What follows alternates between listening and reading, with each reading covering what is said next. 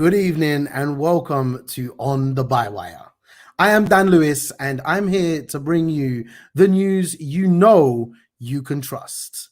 Today, we're diverting from the normal independent news coverage and talking about an issue that comes up regularly in the mainstream media. Well, it comes up for the people who are trying to consume the mainstream media. However, please do head over to the bywire.news website and check out our latest stories covered by our independent media news partners, and make sure to hit that donate button wherever possible. If you can be a part of just giving a couple of quid to independent media, you can also be a part of owning independent media. Also, don't forget to like, share, retweet, comment, subscribe. You know what it is. If we can get our message out there even further, it means we have even more people supporting independent media, and it means that I'm more likely to keep doing these shows. So you know what to do, hit that button. Now, on today's subject, the representation of Black people in the media. Too often we see young Black men depicted as thugs in gangs or the stereotypical angry Black woman on our screens. The representation is not true to reality. People of color are negatively displayed and not given the credit deserved for the positive roles we play in society. Take today's papers, for example, and the lack of praise for a young black man leading England into the next round of the Euros and help him beat the team we haven't beat in over 20 years. There is the absolute lack of diversity seen across the mainstream media, from news presenters to soaps and movies. Even reality TV doesn't seem to reflect reality. You get me? I am not naive in accepting that the majority of the media is owned by, run by, and made in the interests of rich white people that don't really see what we see. And by we, I mean people of all races that get up, go to work, and get beaten by the system they glorify in Whitehall called capitalism. So today on the Bywire, we have two fantastic guests helping us navigate the conversations around these issues in a way that you wouldn't normally see. First is Layla Reynolds, who is an artist and member of the team behind the World Transformed Festival. Pre-sale tickets are available soon. Make sure you head over to their website. Now, we'll be talking about the program viewed by over 6 million people every night this week, Love Island, and looking at the issues around race in the reality TV show. Reality?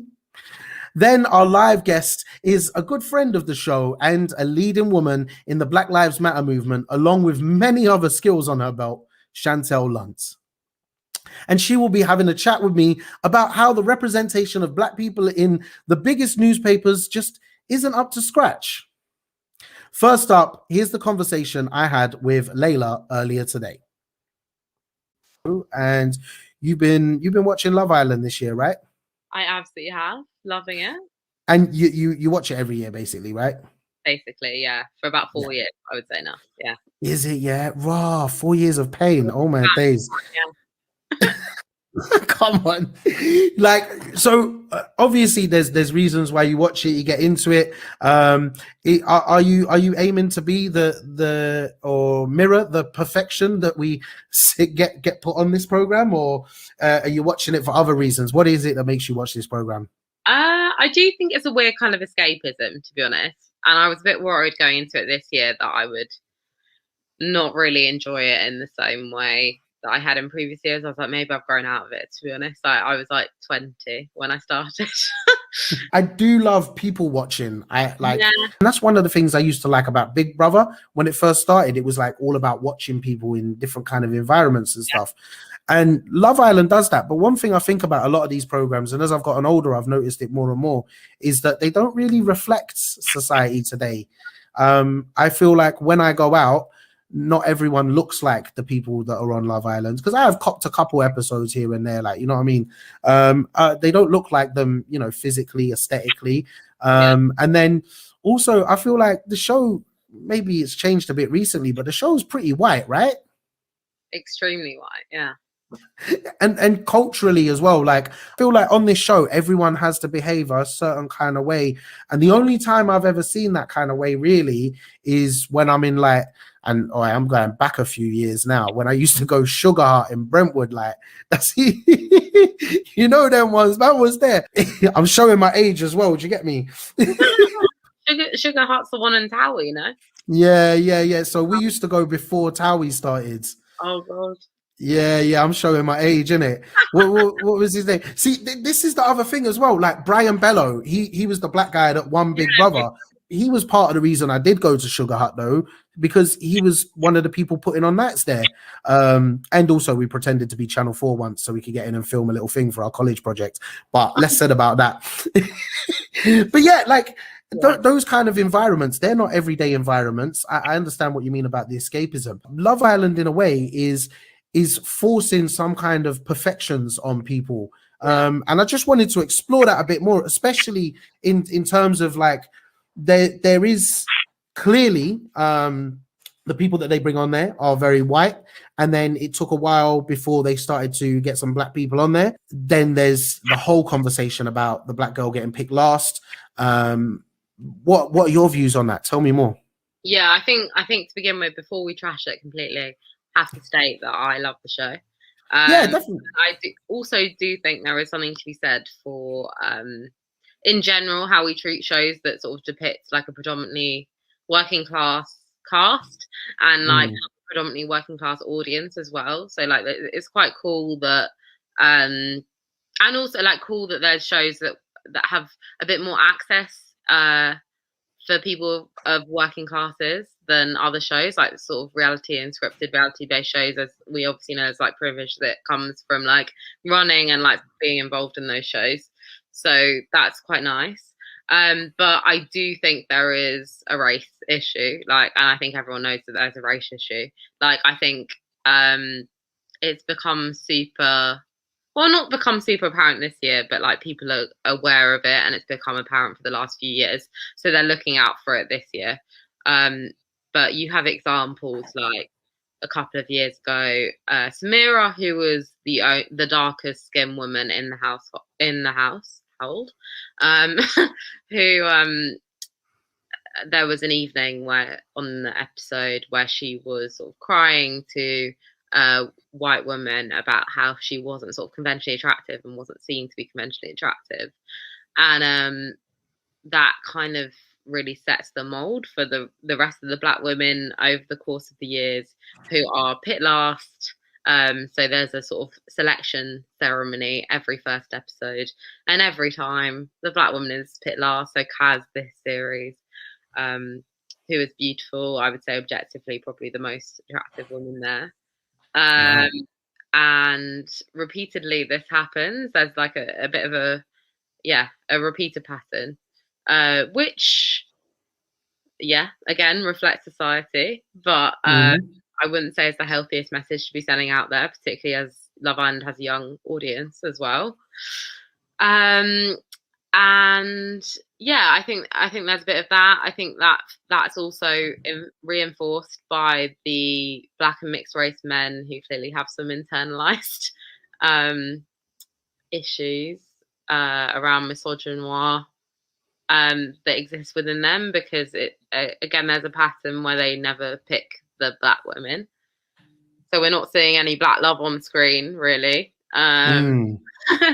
And then, like, I think, as I was talking to you about before, like, we get things like Yawande, who was this beautiful woman last year from Northern Ireland, who had her name repeatedly mispronounced, and she came out in the press and was like, this is what I experienced during Love Island. So I think perhaps if they were to do something going forward, it would be to slightly desanitize the show a little bit and like maybe show some of the issues that people are experiencing on the show, so that we know that like Love Island isn't turning a blind eye to it, because everyone enjoys the show, but there might be other ways of dealing with those complex issues.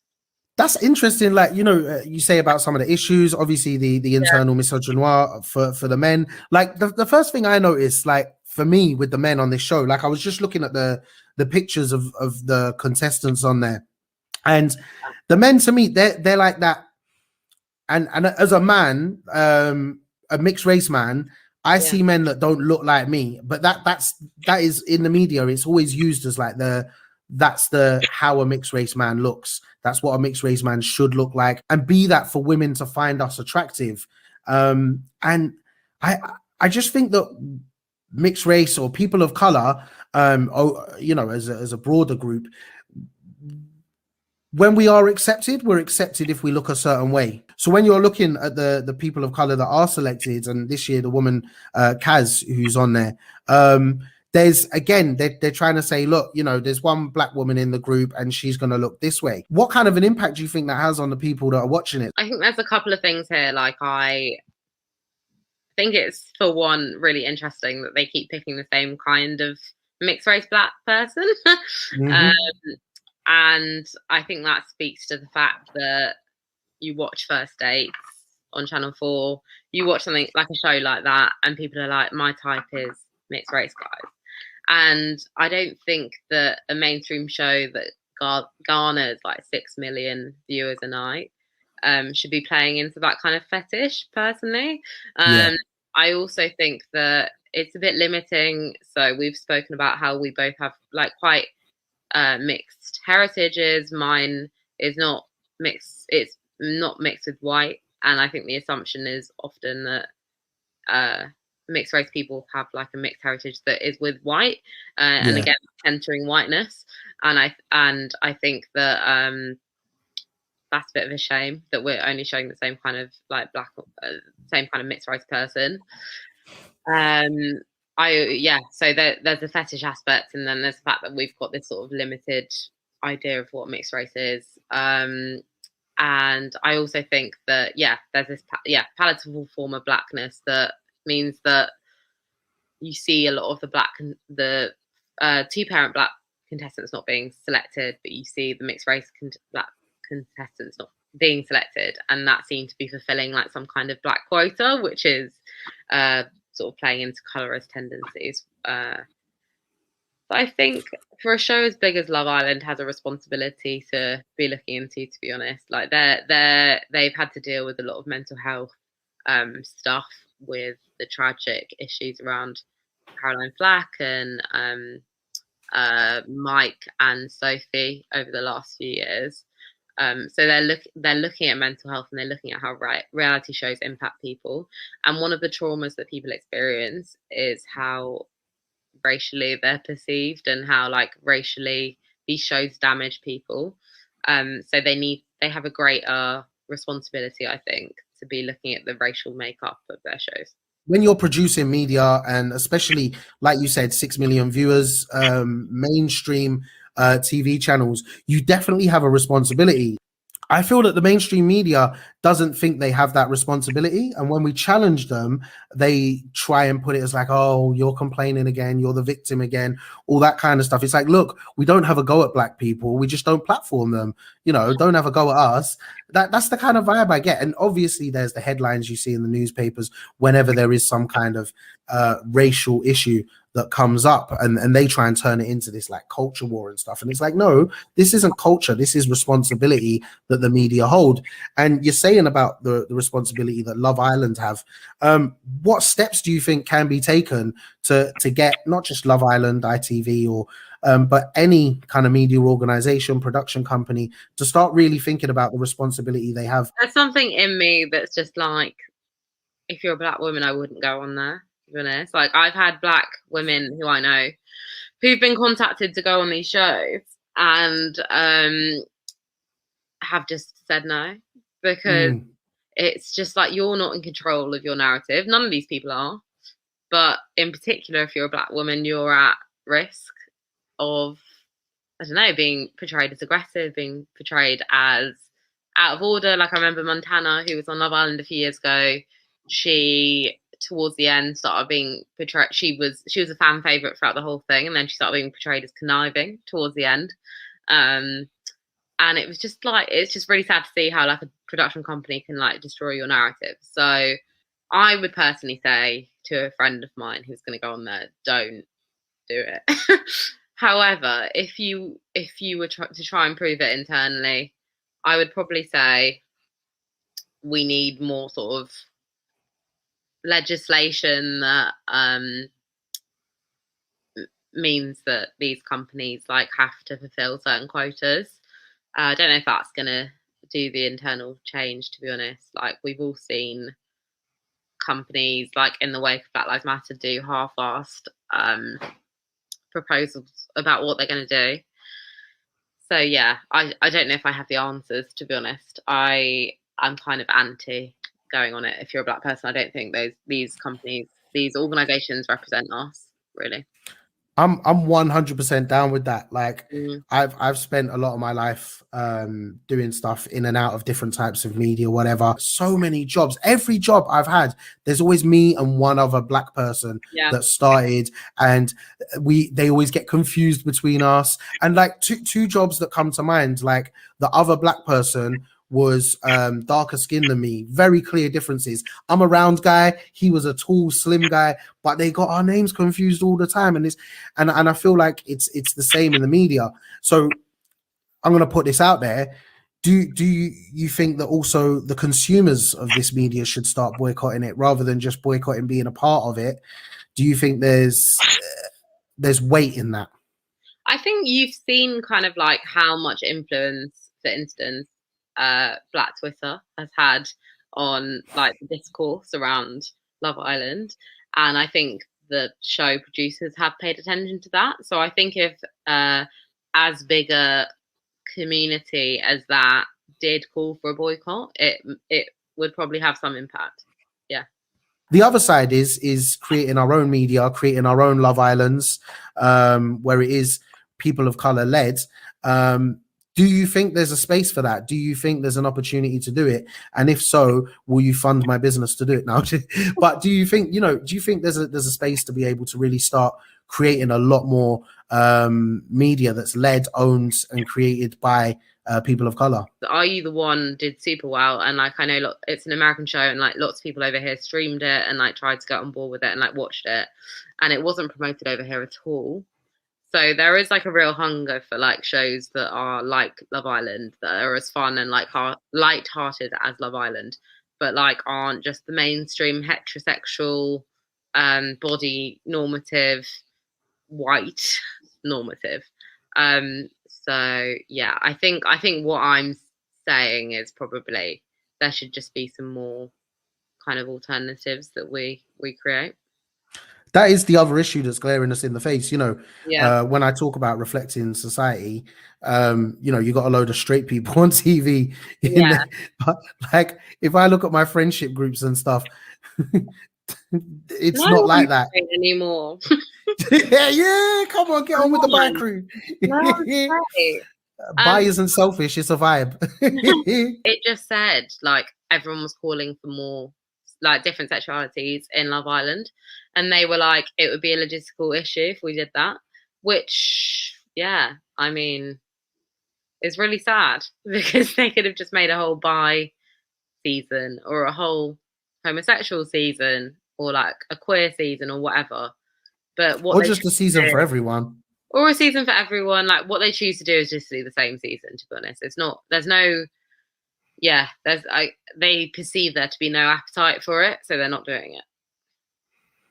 That's mad, because then it goes back to, and I'm on this show, I'm always talking about politicians not knowing what's going on in the real world, but there's a lot of people, I think, who are creating the media in which we consume that just aren't in the real world. And even if they have got influences of what goes on in what I call the real world, working class communities, they're just ignoring it.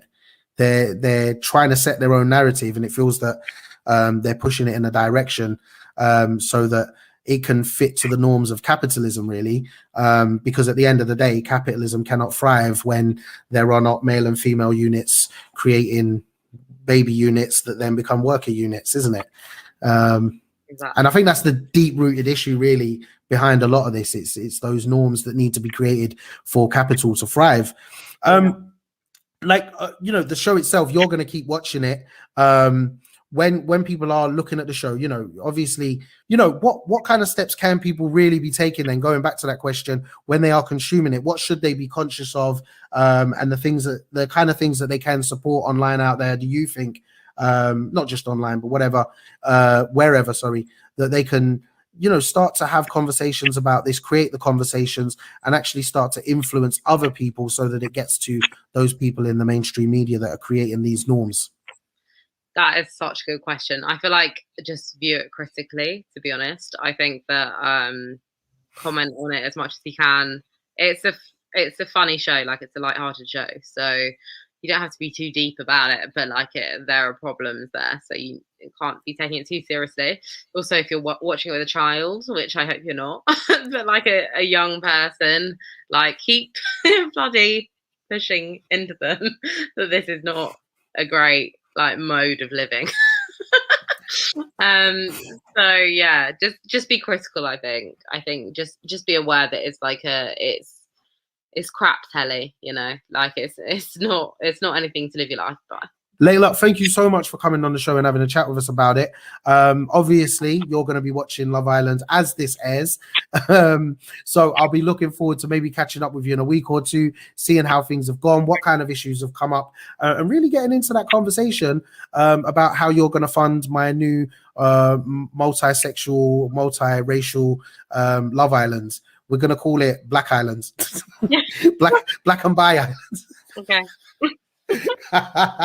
No, thank you so much. I really hope you enjoyed the show tonight. Wait, that was a deep conversation that I had with Layla there. Big up Layla for coming on the show. Mad respect. And the conversation, to be honest, it went on for ages. Once we stopped recording, we were talking about so many other issues, and I feel that there is a lot more to pick out of this specific subject in just generally how not just people of color, but people that don't fit that normal kind of perfect. I don't know how to explain it. That perfect model that is portrayed by the media on TV, people that don't look like that, and I think it leads into so many other things, like around our politics, the type of people that we elect into different positions, not just politics, but in trade unions and other areas, and then also the people that then get given jobs in different workplaces and so forth. That it leads on to so much more, and I think these are the kind of conversations that we need to be able to have. Openly with anyone, and obviously start off in black and brown communities, and then start to build that out. And when we have the allies out there, the people that obviously understand what we're talking about, or support it, or want to understand it more, get involved in those conversations, start to have those conversations. Don't force them, but be a part of it, because the more we do have these conversations, the more we can break down these problems, and long term we can start to create a media that actually reflects the society that we live in, and not the perfect one that someone who owns a massive TV company wants people to see. Now, someone who is doing a lot of work in trying to break down some of those norms that or things that are set as norms that really are just toxic in our communities, and someone who's fighting against racism and all kinds of other different types of oppression, and just generally an all-round good egg, is a good friend of the show and good friend of mine, Chantel Lunt. Thank you so much for joining us. As always, you're bringing the colorful vibes. I need to get me some new t-shirts, really, just so I can match you, fam. How you doing? You good? I'm good. You need to level up. I'm just going to check. Can you hear me? I've got yeah, I can hear you fantastically. Excellent. Looking like you're working in a call center. Come on. Hello, Chantel speaking. How can I help you? Don't give me bad memories of that job that I had. No, on a level, it's fantastic to see you. Thank you so much for joining us this evening. We've got the show tonight, obviously titled "The Media Do Not Care About Black People." I think it's very clear. Already, one of the comments, is exactly what I was talking about with Layla there. Are you serious? Yeah, we're serious. We're damn serious. That's why we're sitting here missing Love Island so that we can have this conversation. No disrespect to the Love Island fans, though. I get it. It's a vibe if you're into it. But yeah, Chantel, you've been having a look at the independent media news today, and there was one story that you wanted to highlight given the subject that we're talking about. Which one's that? Yeah, it was basically a report which looked at the experiences of women in prison, and minority women or women of colour, and it's basically contradicting everything the lovely Sewell report told us and saying that women of colour and black women have really bad experiences in prison. So, you know, they're more likely to leave prison and not be able to get a job. They're more likely to experience like an intersection of racism and sexism. And it's going to be harder for them to recover post-prison, so harder to find a house, harder to get, you know, the feet back on the ground, and more likely that they go back into the prison system. And it's, you know, on the one hand, it's awful, this report, and it shows the massive disparities, like the overrepresentation of black women in the female prison population, and also the overrepresentation of black women just in the whole prison population as well. So they're massively overrepresented and also failed by the system. So it was it's an awful article, like to know it's an awful report, but it's also powerful because off the back of the Sewell report, it's something to kind of come back and say, well, actually, you were wrong there, and we've got this report to show it. Yeah, 100%. I think the other thing as well is, could you just turn the volume down on your computer slightly? The other thing as well is it looks back on the Lammy report, like you said there, where it's mad that situation where the Lammy report came out and spoke about all these things, and no one really, obviously some people reacted to it, but the government just tried to sweep it under the carpet. And then a few years later, they're like, oh yeah, we've got a report that says that's all wrong. And it is fantastic that we do have Byline Times, Sean Norris doing the work here to actually prove that wrong. Also, big shout out to Bel Ribeiro, Addy MP, who I think is just blowing everything up. Do you know what I mean? Like every time she speaks in Parliament, at rallies, at events, on TV, like why do we not see enough of? Do you know what? We should get Belle a regular spot on the show so that she can. But yeah, I 100% agree with you, and I think often, you know, women in society already have a bad deal. Black women in society, which I don't need to tell you, have an even worse deal. And when it comes to you know, the justice system, I can't imagine the torture that they're put through. And basically once you get into that justice system where you're at the wrong end of it, your future, it's looking downhill because of a systemically racist system, right? Yeah, it's that whole thing of there's like differences between the reasons women versus men go to prison. So men will go to prison for crimes that are like, you know, robbing a bank. Women often go to prison for crimes that are quite practical, like robbing food for the family or doing something to get them out of a situation where they're a victim, you know, violence because they have to. And so when you think about that victim status, the report also says that because of these concepts of black people being aggressive, black women who are very, very vulnerable and need to be kind of looked after as victims of crime, those vulnerabilities aren't met and they're not kind of cared for in the way they should be, which means they usually leave prison in a worse state than they entered it. So there's like a double jeopardy for being a black woman in prison. That's a really good point as well. Thinking about it, you reminded me of there's a scene in Top Boy. Don't ask me which season because I've watched them all a million times. Like they're all in one. But there's a scene where there's a lady who's clearly I'm trying to remember her storyline. She was seeking asylum or she's a refugee. And basically, she was in a shop, and I think she was getting some baby formula or some nappies or some baby food. And she had the baby in her arms, and she got caught by the shopkeeper. And ironically, I couldn't believe it, but the police officer took the money out of his wallet and he said, "I'll pay for it. How much is it? Here's 30 quid, whatever." And the shopkeeper was like, "No, she must be arrested. This is wrong." And it's like that. I liked the representation there to show that, you know, this is how bad the system is. And that's exactly it. It was the shopkeeper that couldn't, because of the way refugees or people seeking asylum have been represented within the media. It's like, no, she's bad, she must go to prison, I want to get her caught. Where it's like, no, hold on a minute, the system is wrong here. Why should a woman be criminalized for just doing whatever she can to feed her child, to care for her child? It's a horrible situation we live in, and how the whole thing has been molded. And that representation in the media leads on to so many other things. Obviously, today we've seen it, and the big conversation for me, a lot of it last night on the show, I was very excited, I was very happy. I remember saying it's this weird world where I was like, all those people cheering when they knelt for Black Lives Matter, Yeah. I felt welcome. I felt a part of it. And then I wake up this morning, and the first thing I see, I open Twitter up, and this is what I saw. Thanks to Only Zans for putting these together and tweeting it. 12 front pages. Raheem is the main picture of one of them. Ironically, the one is a paper that we don't speak of around here in Liverpool. Yeah. So he's not on any of the front pages in Liverpool. No, yeah, exactly. Because I wouldn't have known if it wasn't for Twitter.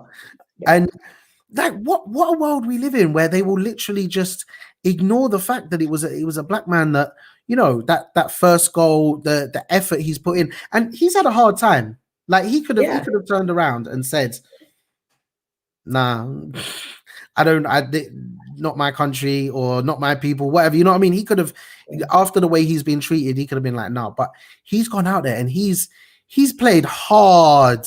He's put the work in this season. Obviously, I've watched a few of the games and that, and then the papers do that. And I think we look back at some of the other examples of how Raheem and other black footballers have been portrayed in the national papers or the media generally. It's a reoccurring conversation. So first of all, you know, what are your thoughts on the whole situation there? And yeah. I think it clearly shows, you know, let's call it gently unconscious bias, but it clearly does show a bias in the media. It's like black people constantly being given this supporting role rather than the credit where credit's due. Because if you even read the articles within, he's acknowledged he was all over the pitch. Lincoln, the only one who had energy. Harry Kane's like panting behind him, and he was the man of the match. He got the first goal. He energised the team. Like, they acknowledge that within the articles. He's rated the best player of the game. And yet on the front page, it's like, well, you know, can people relate to him? Oh, let's put a white fella on the front page. And it's like, no, that's not fair. Everyone tells us as black people, it's about meritocracy. It's about how well you do. You know, you're judged on your capabilities. Well, let's judge him on his capabilities, because he owned that game.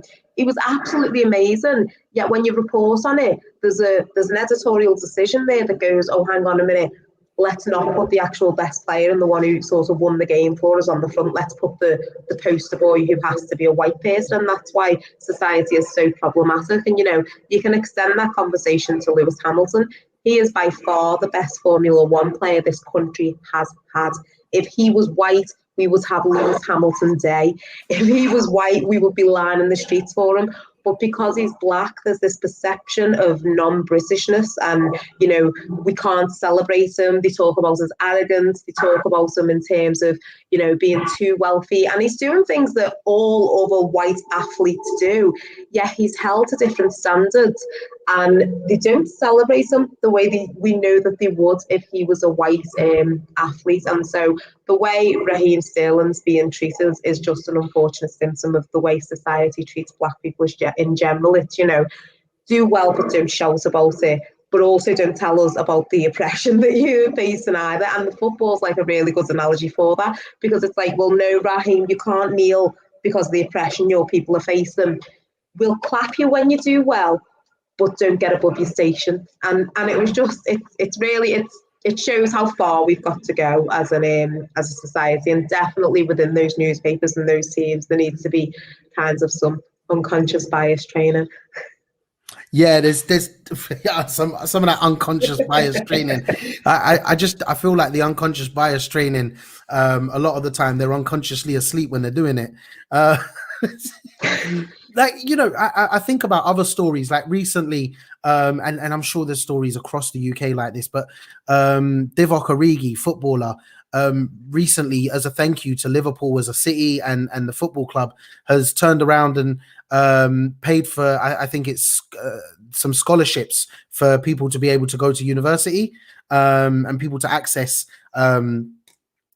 you know, just be able to access that level of education. I think that's fantastic.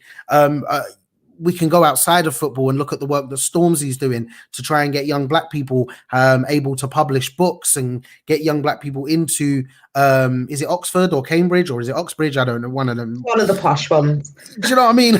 Yeah. But like, you know, there's so many fantastic stories of young black men and black women doing so many amazing, groundbreaking things to really help push not just black communities but all communities into a better world and support the people around them and give back to the country as a whole. We can look back over time and the work that's been done by people like Lenny Henry, like Akala. There are so many names that pop up in the history of the UK where it's black names that have put back into this country, put back into communities, and changed people's lives. Yet, as you said before, the credit isn't there, or credit does go over to. Now, I'm going to switch it up a little bit because often you see that you touched on it.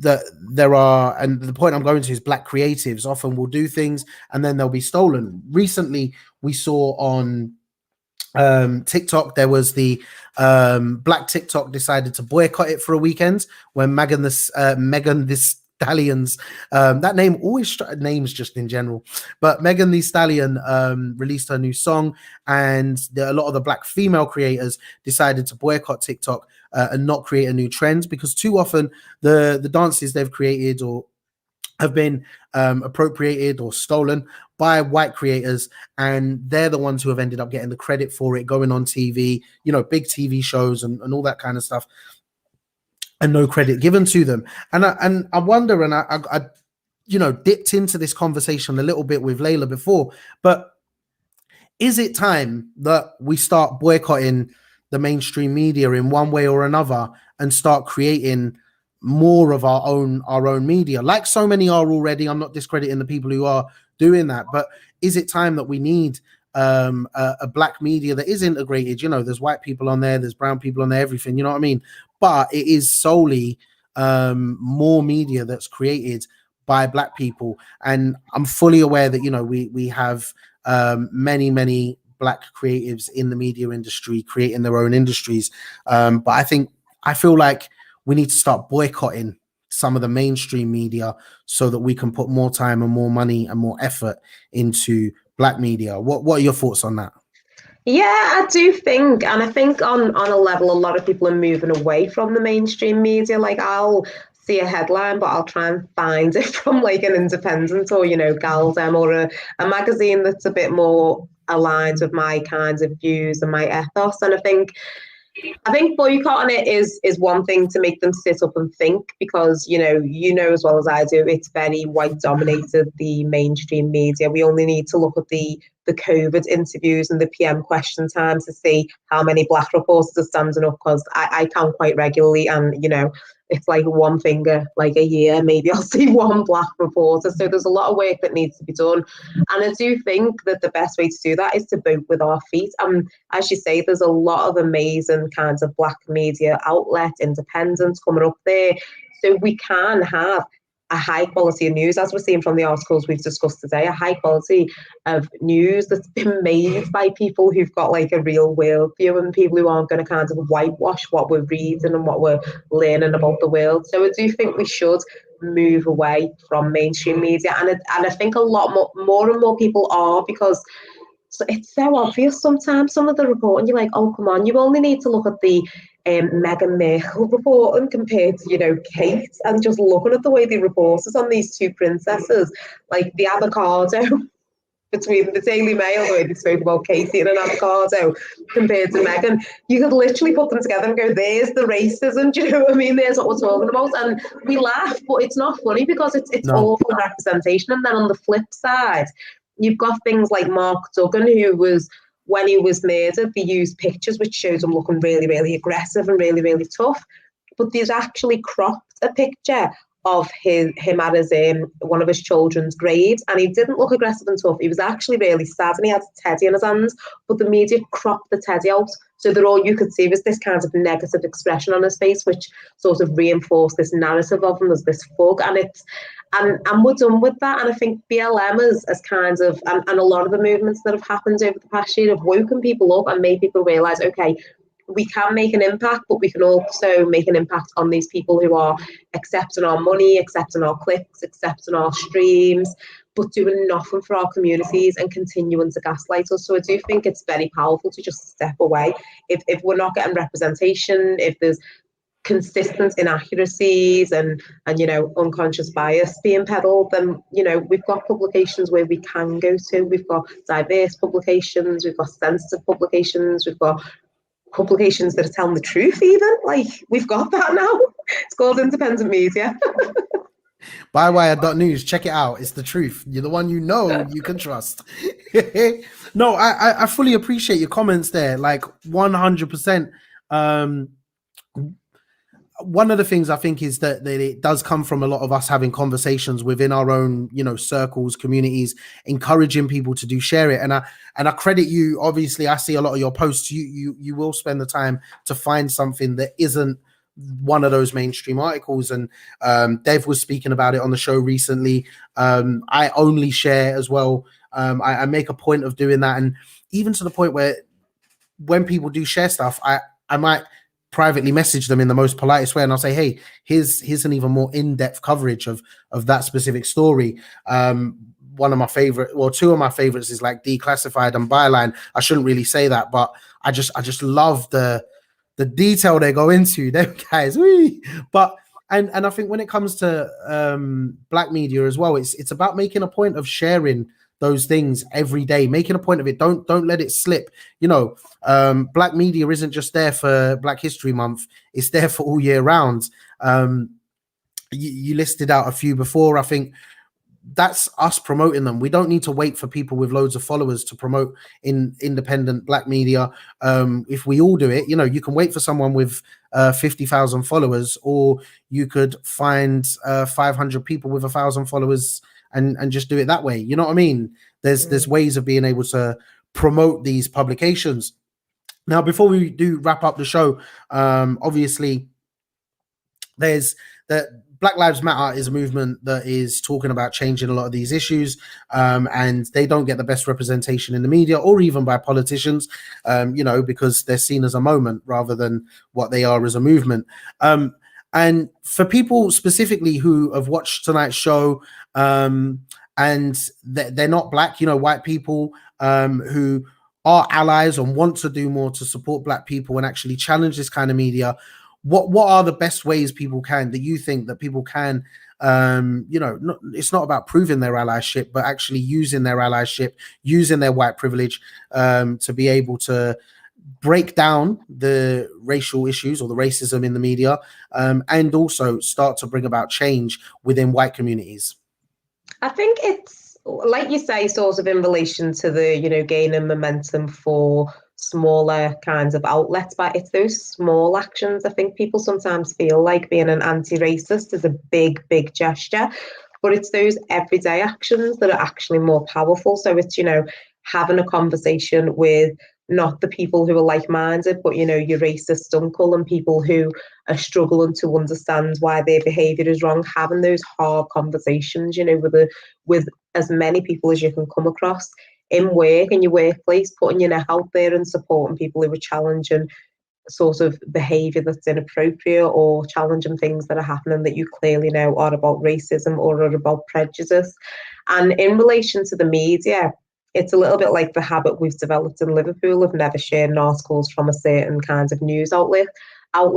If we know that news outlets have a reputation for being racist, for certain really kind of divisive, stereotypical views of Black people that are really harmful and deliberate, and we can see that in a lot of news outlets.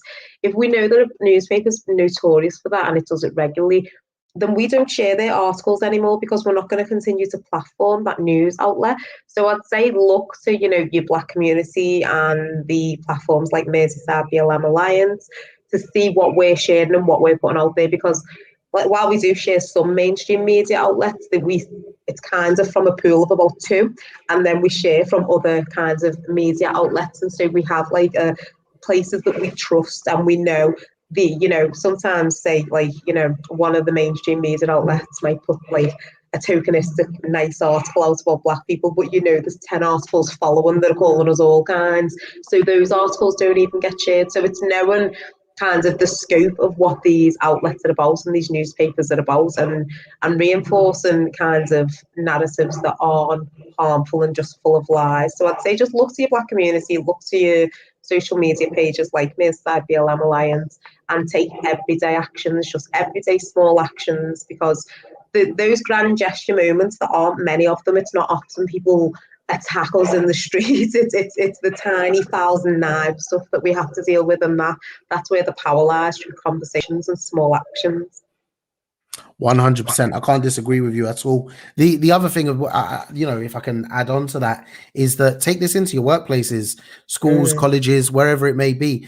Even if you're friendly with the local owner or the owner of a local pub or something, or cafe, and you see certain newspapers there that have headlines that aren't welcoming, because that's one thing, you know, for me especially, you walk into an establishment and there's newspapers on the side with racist headlines. It doesn't make me feel welcome. And if you want to make people feel welcome in places, then you need to have material around that actually doesn't attack the people in which you're trying to seek custom from. I think Lizzie, I got to shout out Lizzie and Lucy and Unity News in the comments there, saying, you know, we need a list.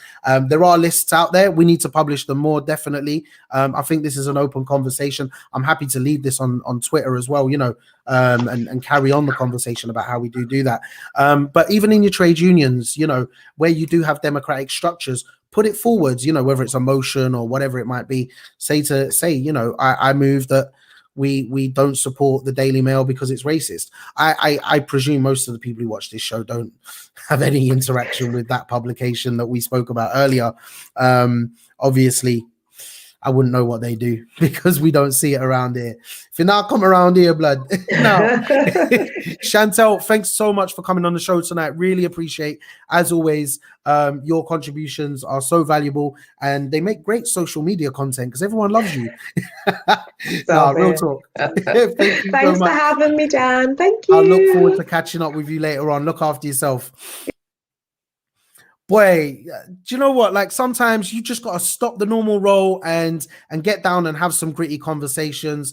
You got to really think about what's going on, and it's difficult to have these conversations sometimes. You know, me as a mixed race guy, sometimes I don't want to have these conversations either. I wish I could just not have them.